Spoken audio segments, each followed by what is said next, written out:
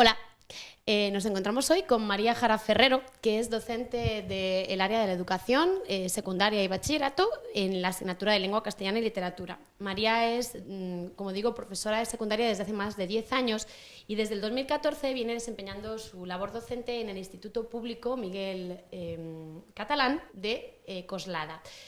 Este instituto es conocido y reconocido quizás a todo el nivel estatal por ser pionero en la implantación del aprendizaje y servicio. Y queríamos empezar esta entrevista contigo, María, preguntándote qué definición nos podrías dar del aprendizaje y servicio, tú que lo has vivido desde dentro. Bueno, hola Eva, hola a todos. El aprendizaje y servicio es un tipo de aprendizaje, valga la repetición, basado normalmente en proyectos, pero con una diferencia respecto al aprendizaje normal o el aprendizaje con proyectos a secas, que es que revierte en última instancia en la comunidad. Esa es la parte de servicio. Este servicio puede ser desde dar publicidad a algún tipo de acción social o hacer una labor de acompañamiento, acompañamiento mutuo en residencias de ancianos o trabajar con grupos más vulnerables o necesitados. En cualquier caso, supone que la comunidad en la que se vive, la comunidad en un sentido un poquito estrecho, es decir, la comunidad, los vecinos que se encuentran en el barrio, la gente del barrio, se vea beneficiado por ese aprendizaje que han tenido los alumnos. No sé si estáis familiarizados con la noción de proyectos, porque normalmente el aprendizaje y servicio se realiza a través de proyectos. El proyecto es un tipo de aprendizaje que, bueno, yo pienso que siempre ha estado en la educación. Ahora se le da un espacio un poco mayor y de una manera un poco más sistemática, pero un producto viene a ser un tipo de aprendizaje en el cual los alumnos tienen una mayor autonomía. Es una de las cuestiones que se logra, que se intenta lograr, que tenga más autonomía, más independencia, y en la que ellos crean un producto.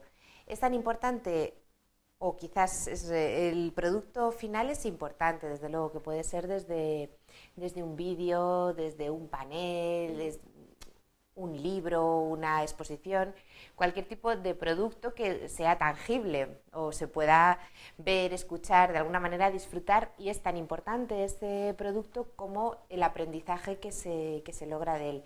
Es decir, el producto puede quedar precioso, puede hacernos sentir muy orgullosos, pero lo importante es que después de haber terminado ese producto los alumnos hayan cambiado, hayan incorporado nuevos aprendizajes, hayan desarrollado competencias.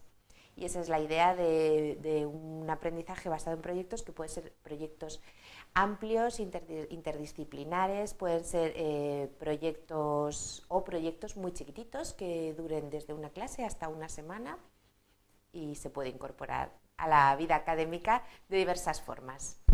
Qué bien suena que esto, ¿verdad?, no se haga solo o no se hable solo de ello en la teoría, en las clases, ¿verdad?, sino que se haga, y como veis, de una manera tan efectiva y eficiente en la práctica. Esta labor está siendo muy reconocida. Yo quería traer un poco a colación algunas noticias porque habéis sido bastante mediáticos últimamente, Sí. vuestro instituto. Tengo aquí anotado que en el 2016 uno de vuestros profesores ganó el premio al profesor más innovador a través de la plataforma Proyecta, que tiene entre sus jueces a José Antonio Marina, personalidades de este calado, y en el 2011 habéis ganado también el premio Marta Mata de calidad educativa. Yo sé que vuestra labor innovadora no se extiende solamente al aprendizaje y servicio, pero sí que primero quería preguntarte un poco específicamente por algunos de los proyectos de aprendizaje y servicio, para que, bueno, nos has dado una definición maravillosa, la verdad, de lo que es el aprendizaje y servicio, pero me gustaría preguntarte por los pormenores de alguno de los proyectos que tú consideres más significativos, que nos puedas contar hoy aquí. Claro, es que hay que verlo una vez aplicado. Pues uno de los proyectos APS más significativos que hemos tenido. Bueno, voy a hablaros de dos, así para que os hagáis una idea. Estos son los grandes APS. Como he dicho, se puede aplicar de formas muy diversas, pero sí. Las estrellas son los que se hacen en tercero de la ESO, que es el maratón de donación de sangre. Ahora ya se hace con varios institutos de Coslada que se han puesto de acuerdo y se han aunado fuerzas, y es un proyecto en el que es un aprendizaje y servicio en el que participan varios departamentos, biología, lengua, no recuerdo ahora cuál más, pero varios que están unidos en eso, en la que se da publicidad a la donación de sangre. Estos son alumnos menores de 18 años, no pueden donar sangre, pero sí que pueden hacer una campaña publicitaria y de información sobre lo que supone la donación de sangre, mientras que ellos estudian en biología pues los tipos sanguíneos, los trasplantes, todos estos contenidos que necesitan saber porque también tienen que informar. Entonces, si queréis verlo, todo está en redes sociales ahora y bueno, y especialmente, yo creo que escribiendo en YouTube Maratón de Sangre Coslada, ya aparece parte de esa campaña publicitaria. Entonces, tiene mucha repercusión en la comunidad porque desde que se implantó el número de donantes de sangre en Coslada ha aumentado de manera muy, muy, muy significativa. Y otro de los APS de estrella también que tenemos es el de que se hace en cuarto de la ESO de memoria histórica, en el cual, centrándose en algún elemento, pues los alumnos hablan con personas de una residencia de ancianos e investigan de viva voz, en la memoria viva de los abuelos, sobre los juguetes, las canciones populares, las recetas.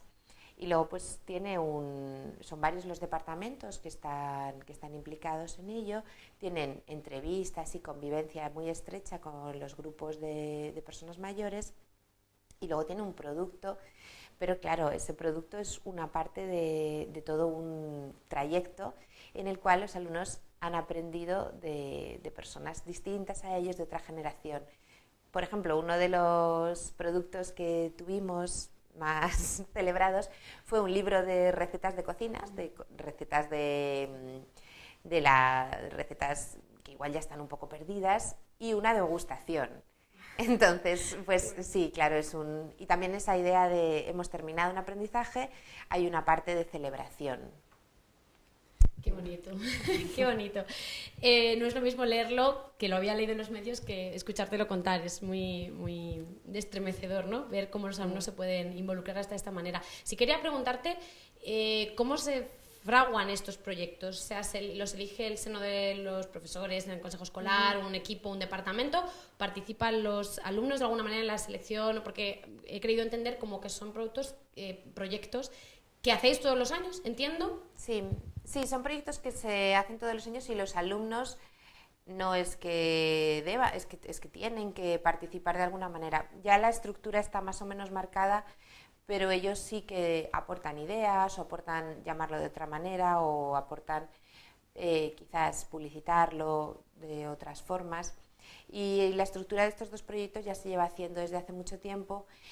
Y no sé cómo nacieron exactamente ninguno de estos dos, pero supongo que esto me lo estoy imaginando, desde una asignatura, la que tú ves que eso puede tener una aplicación, miras a ver con qué departamentos, o quizás hablando con un compañero de qué departamentos pueden implicarse, y también desde el conocimiento que tienen algunos profesores que viven allí de todo el entramado social que hay y cultural de la Casa de la Juventud, que también tenemos mucha suerte en el instituto, podemos hacer muchas de esas cosas porque colabora activamente en muchísimas de estas iniciativas.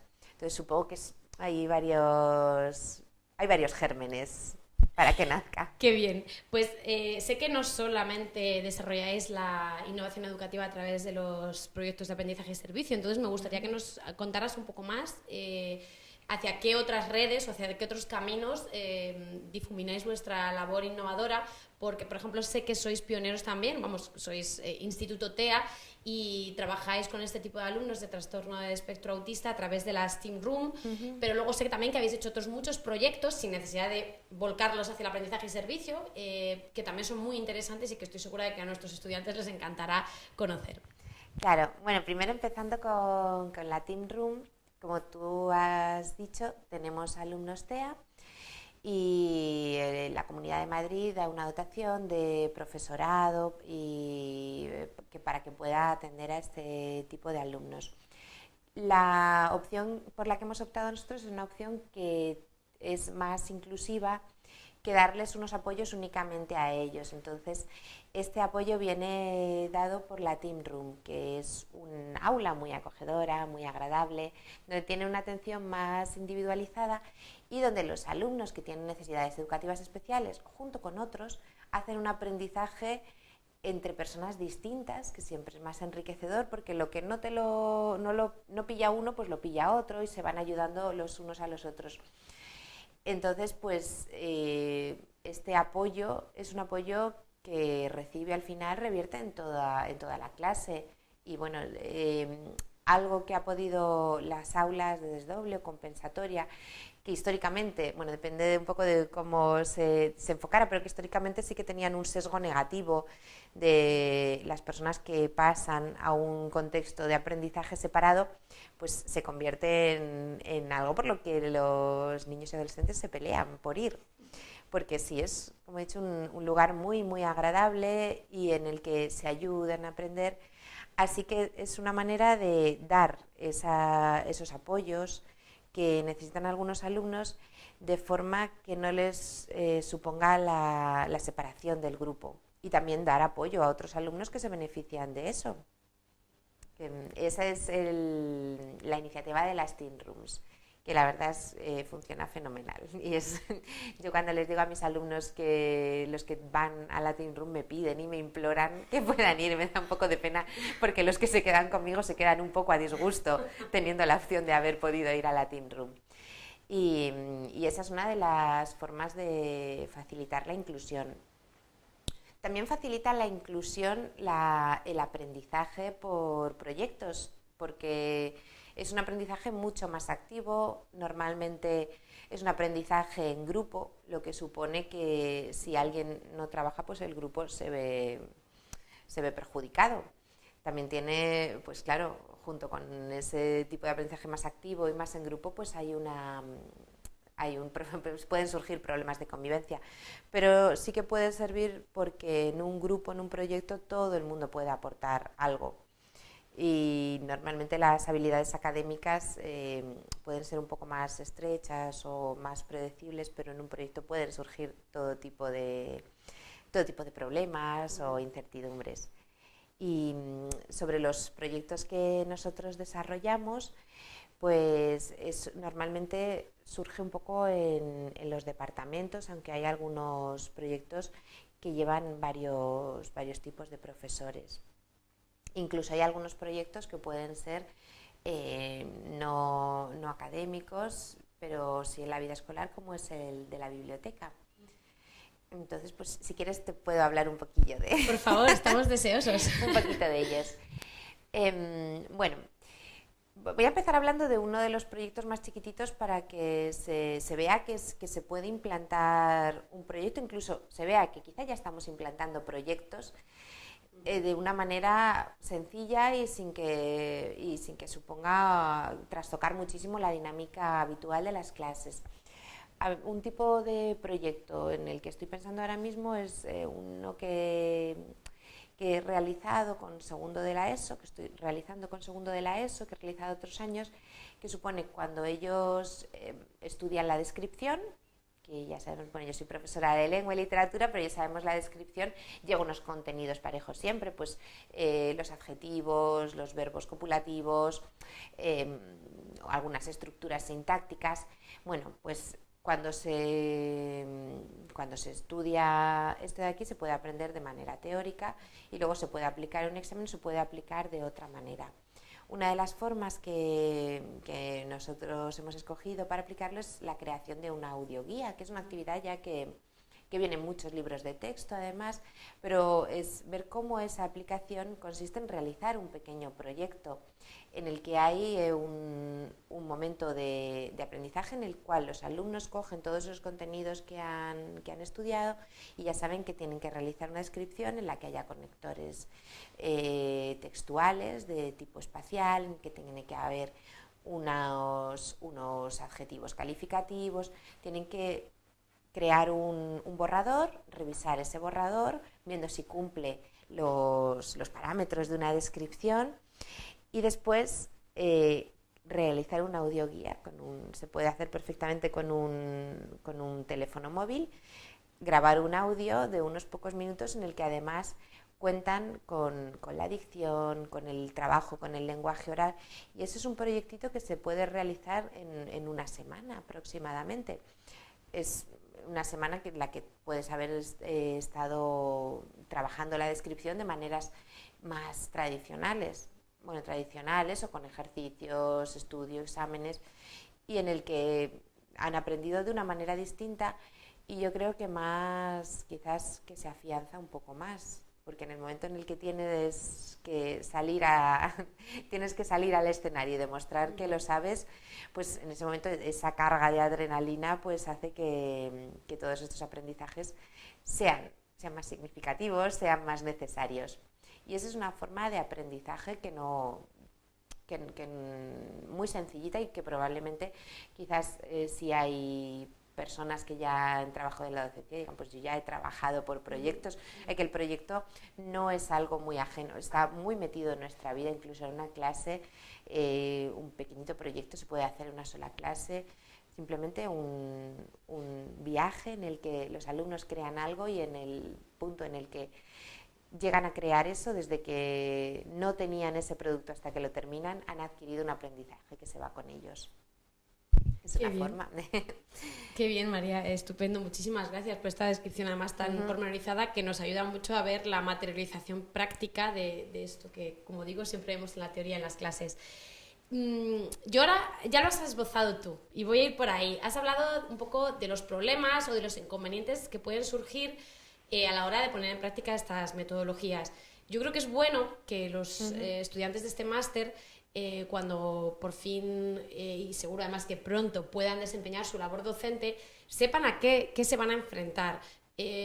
Porque estoy segura, también quiero que nos hables de los beneficios, ¿no? Porque los beneficios todos conocemos que los tienen, pero en el ámbito de las ideas, ¿no? Que es en el que nos movemos antes de entrar en la vida laboral real, se habla más, o se tiende a hablar más, de los beneficios de este tipo de metodologías, de estos proyectos, y desde la práctica sé que nos podéis dar las dos nociones, ¿no? El claroscuro, los beneficios que tienen para la comunidad educativa en general, para los estudiantes en particular, para los profesores, pero al mismo tiempo con qué inconvenientes o qué problemas podemos encontrarnos, con el fin constructivo, obviamente, de que cuando los futuros profesores que nos están viendo quieran poner en práctica estas metodologías, como digo, pues vayan preparados, ¿no? Y sepan con qué se pueden encontrar y sepan solventar estos futuros escollos o problemas que puedan tener. Muy bien. Bueno, los beneficios, es verdad que quizás sea aquello en lo que no haya falta insistir, porque siempre que se habla de aprendizaje por proyectos aparece mucho de ellos, pero hay algunos que son evidentes, como el hecho de que es un aprendizaje muy activo y que supone poner en marcha muchas capacidades y competencias, que normalmente supone una interacción con otros alumnos o con el medio, y sobre todo que también los proyectos son, pienso yo, que son más variopintos que los tipos de exámenes. Bueno, se pueden hacer pruebas escritas de muchas formas, pero son más variopintos porque pueden ir desde una entrevista, desde habilidades plásticas. Entonces es prácticamente, dentro de un proyecto puede haber varias partes, entonces prácticamente cualquiera va a encontrar su lugar en el que destacar o en el que ayudar, y en el que su diferencia sea positiva para un grupo. Sobre los beneficios, sobre algunos de los inconvenientes, son inconvenientes unidos también a beneficios, pero sí que creo que es importante hablar de ellos para que luego no se abandone este tipo de aprendizaje cuando se encuentra uno que hay algunas dificultades. Por ejemplo, podemos hablar de los proyectos entre varios departamentos que exigen una coordinación. Nosotros estamos haciendo en formación profesional básica un proyecto, y lo hacemos los departamentos más de ciencias y de letras, porque bueno, en formación profesional básica son asignaturas más comunes, más englobadoras, y es muy beneficioso que, por ejemplo, aborden la dieta desde un punto de vista histórico, que comían porque es bastante importante, que comían en el Paleolítico, que cómo cambió el descubrimiento del fuego la dieta, o desde un punto de vista más biológico, qué necesitamos, qué elementos necesitamos para nutrirnos. Entonces es muy interesante, pero también supone para el profesor un esfuerzo extra, porque a las horas de tu propio trabajo supone las horas de creación y de coordinación con un compañero, que es motivador, pero también tenemos que tener en cuenta que somos humanos y que tenemos necesidad tanto de tiempo de trabajo motivador como de tiempo de descanso y de ocio. No podemos cargarnos sin saber que eso tiene cierta consecuencia. Entonces, pues sí supone un trabajo extra que muchas veces merece la pena, pero hay que tenerlo en cuenta. El tipo de corrección y de supervisión yo creo que también es más cargante que la que se da en la clase magistral o en los exámenes tradicionales, que yo creo que también son necesarios, que hay que tener un equilibrio, porque una de las cuestiones que yo veo negativas a tener en cuenta en los proyectos es que requiere una evaluación. A veces los proyectos se pueden dejar sin esa evaluación o por resultarnos novedosa dejarlo un poco de lado, pero es verdad que requieren una evaluación, no simplemente por haber participado se puede tener el mismo resultado. Es decir, si uno de los proyectos es realizar una entrevista, pues aquel que haya investigado previamente, que la haya escrito de manera más cuidadosa respecto a la ortografía, a la expresión, que haya sido más educado, perspicaz con su entrevistado, pues debe de tener una puntuación diferente que aquella persona que lo haya hecho, pero sin tener en cuenta, con un afán menos perfeccionista.